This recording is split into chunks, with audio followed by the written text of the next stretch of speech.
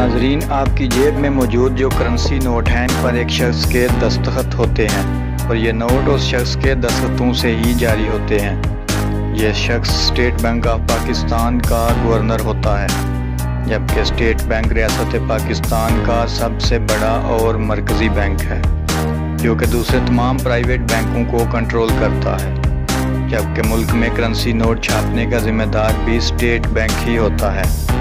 इस वक्त पाकिस्तान में स्टेट बैंक का कोई भी गवर्नर नहीं, जबकि डिप्टी गवर्नर ही गवर्नर के फ़राइज़ सर अंजाम दे रहा है।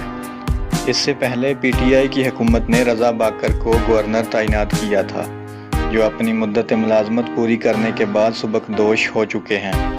हाल ही में कौमी असम्बली में रज़ा बाकर को मिलने वाली तनख्वाह और मराद के मुतल्लिक़ बताया गया है, जिन्हें सुनकर आप ज़रूर हैरान होंगे।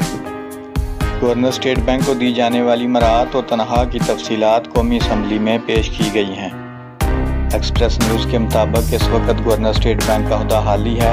साबिक़ गवर्नर रज़ा बाकर की तनख्वाह और मराहत की तफसीलात जो पेश की गई हैं, उनके मुताबिक गवर्नर स्टेट बैंक को 25 लाख रुपये माहाना तनख्वाह दी जाती थी और तनख्वाह में सालाना 10% इजाफा किया जाता है। असम्बली में पेश किए गए तहरीरी जवाब में बताया गया है कि गवर्नर स्टेट बैंक को मुकम्मल फर्निश्ड मकान दिया जाता है, 2 गाड़ियाँ, बीमा, 1200 लीटर पेट्रोल और ड्राइवर और 4 घरेलू मुलाजमीन की तनख्वाह भी दी जाती है।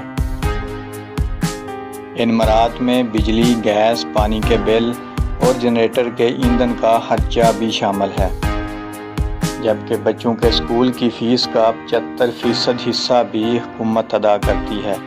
हत्ता कि गवर्नर स्टेट बैंक को लैंडलाइन, मोबाइल फ़ोन और इंटरनेट की सहूलत भी मुफ्त फराहम की जाती है।